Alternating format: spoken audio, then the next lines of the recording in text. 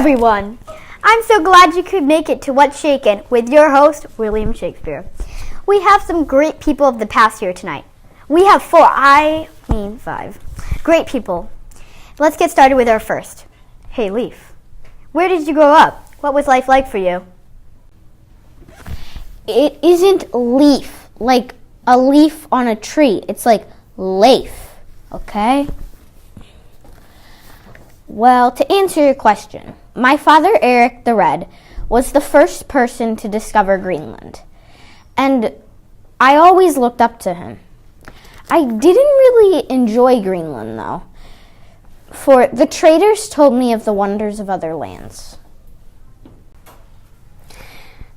Well, I had a different perspective on my life. I was born in 1788, Lemhi County, Idaho, and I was the daughter of a Shoshone chief. I was happy there, but when I was 12, I was captured and sold to a French-Canadian trapper, and I was forced to be his wife. It was hard getting used to this new life, but I was brave through it all. Great job, Sacagawea. Well, you both had a very physical life, which is very different from me. I grew up in Stratford, London. My father was a glove maker. Clearly, this is not the person who I based my life off of, though he was a very respected person. My mother's mother was a farmer. She was related to a family of considerable social standing in the country. This was not too appealing to me either. Yet, did I want to be someone important? Yes, I did. Next up, we have Charles Darwin. Where did you grow up, Charles, and what was life like for you? Okay, I was born in Shrewsbury, England on February 12, 1809 to Susanna Darwin and Robert Darwin. I had a very happy childhood of playing everywhere with my sisters, Susan, Caroline, Emily, Marion, and my brother Erasmus. Sadly, my mother died soon after I was born. My father fully devoted himself to his work to cope with his grief and developed a very strong idea of how my life should be. He thought that I should go to a good school and marry a very rich woman like other men of my age, but that was not my idea of how life should be. Sounds like you had a pretty good life, Charles, and I did too. I was born in Ohio on August 5, 1930, from Stephen Armstrong and Viola Angel, along with my two siblings, Dean and June Armstrong. I grew up in Ohio and started to like flying in planes and started studying how it works. In 1950, I became a Navy pilot, and I flew 78 combat missions. I became part of NASA in 1962. I made my historic flight to the moon in 1969, but died on August 25, 2012, about 6 years ago. If you weren't bored to death by the first question, here's the second one. What did you set out to explore? What was the purpose of your exploration? Why did this interest you? Well, I set out to explore a strange land told to me by an Icelandic trader. I wanted to continue my father, Eric the Red's legacy of exploration, as I think that he would have wanted me to do. I wanted to trade with King Olaf I. He then taught me Christianity and told me to spread it in Greenland. My mom started a church there. However, my father would not transfer to Christianity. Hey, Julia, how about you? Well, I guess it's better than what comes up on the internet when you search me up, sack of potatoes. I was now living in what was present-day North Dakota. After I finally began to settle down, Meriwether Lewis and William Clark came waltzing through the area. They were here to get supplies from us for their famous expedition of the American West. My husband was hired for the expedition. I wanted to explore this new land, and I begged him to let me come. He said no, and I found out they needed horses from the Shoshone tribe. I said I could help them understand my home tongue, so they hired me. I set out to discover this new land, quite pleased with myself. You explored land. I explored humankind. I looked at the beauty in everything. I wanted to know and let everyone else know their life was worth living.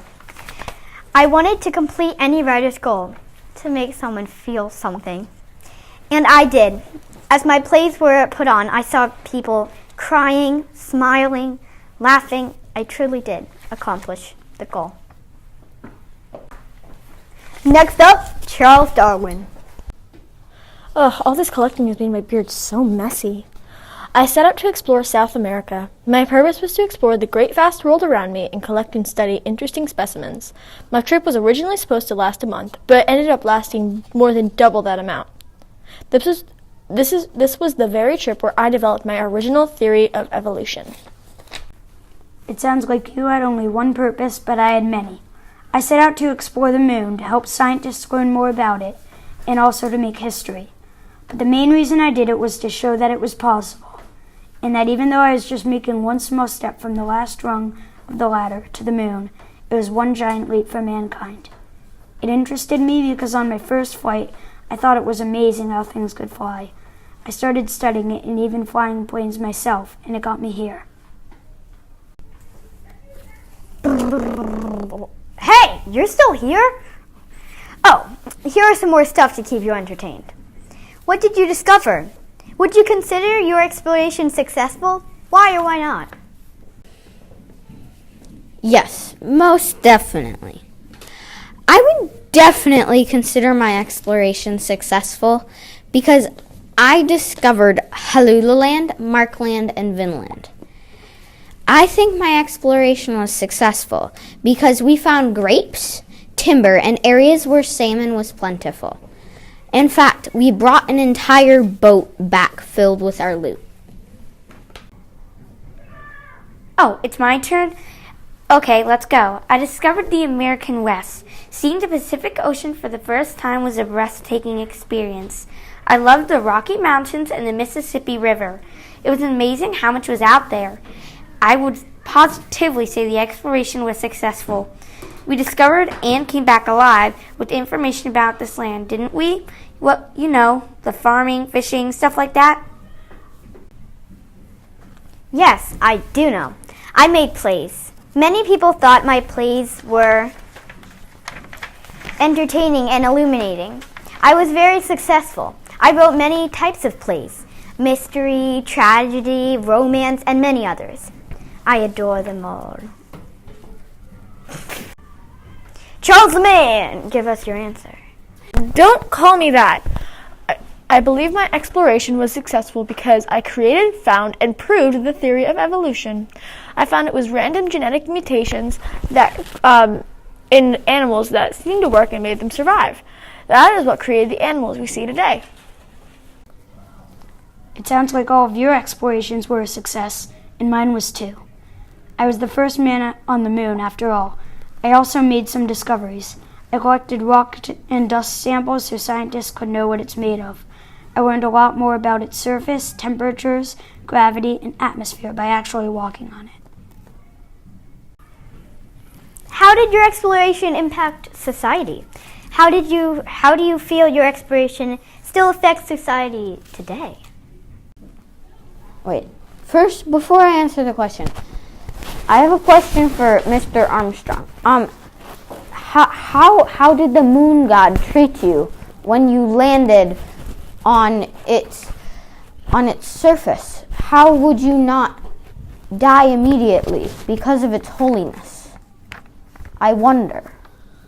Okay, well, my exploration impacted Viking society because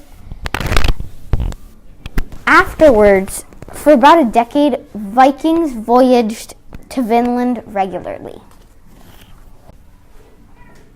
I made a huge impact. I was a huge part in the exploration of the West. I came back with a bunch of information that allowed people to live there. I was a hero. They even made a coin in my honor. I was respected. I found farming, lands, food, livestock, and much more. I am proud of what I did. This just goes to show that girls can do anything boys can do, but we can do it better. I have affected society tremendously. I have inspired many shows that wouldn't have existed without me. Go ahead, Charles Darwin. My exploration impacted society because it gave some very valid information on how animals live their daily lives. It still impacts society because many scientists still use my discoveries to classify animals because of the many animals I found and named on the islands I visited. Good for you, Charles. My exploration is one of the most famous ever because I proved to scientists that it was indeed possible for men to get to the moon by rocket, and with the spacesuit and other tools, for man to survive on the moon for a limited amount of time. I found a huge amount of information about the moon by landing on it. There have been 10 men on the moon since Buzz Aldrin, my companion, and I walked on the moon. But we are the ones who proved to everyone that it was possible. Without us, everyone else who has walked on the moon might have never been there, and scientists wouldn't know as much about the moon. What was the hardest thing in your life? Okay. I had a very hard time letting my son take over as chief. I really didn't trust him to lead the people. Another struggle was leaving Vinland. I wanted to stay. Unfortunately, however, due to skirmishes with the Native Americans, we were never able to settle. What interested you most in your exploration? I was interested in the plants and wildlife, all the new types of food and flowers. I saw many types of new animals that even my knowledge couldn't comprehend. But once they got horses from the Shoshone people, I refused to go. It was a breathtaking experience, and no one could take away my right to see all this. Charles Darwin, did you have any embarrassing moments on the ship?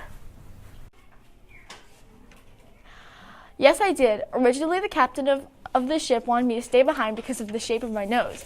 Back then, there was a lot of people in England who thought that the shape of your face, like your nose, your eyes, or your eyebrows, were determined how you were going to be in life, whether you're going to be successful, whether you're going to be weak or sickly. He thought because of the shape of my nose, I was going to bring bad luck to the ship, and then I was going to be sickly and rude and just be a nuisance to everybody. And that is the most embarrassing moment on my. What did you do after you completed your exploration? After I came back from the moon, I resigned from NASA and started teaching aerospace engineering starting in 1971. I also served as a chairman or director for different companies such as Computing Technologies for Aviation and AIL Systems. I even served for the National Commission on Space. I was awarded the Presidential Medal of Freedom, the Congressional Space Medal of Honor, and the Congressional Space Gold Medal. I died on August 25, 2012, but always to be remembered. Tell us about your death. I mean, if you really wanted to die, I could help if you wanted. Okay. Well, many things about my death are a mystery. But we think I died on my 52nd birthday on the 23rd of April, 1616. The cause of my death is also unknown. But I think I died because of drinking and a fever. I think that because of a journal entry in the diary of John Ward. Ooh, this thing is handy. Oh, I bet you want me to give you some closing speech. Well, here I go. Thanks for watching us tell you what we have done, what change we have made in the world. Thanks for letting us tell you our story, letting us share our knowledge with you. Well, folks, that's it for tonight. Hopefully, we haven't bored you to death. Good night!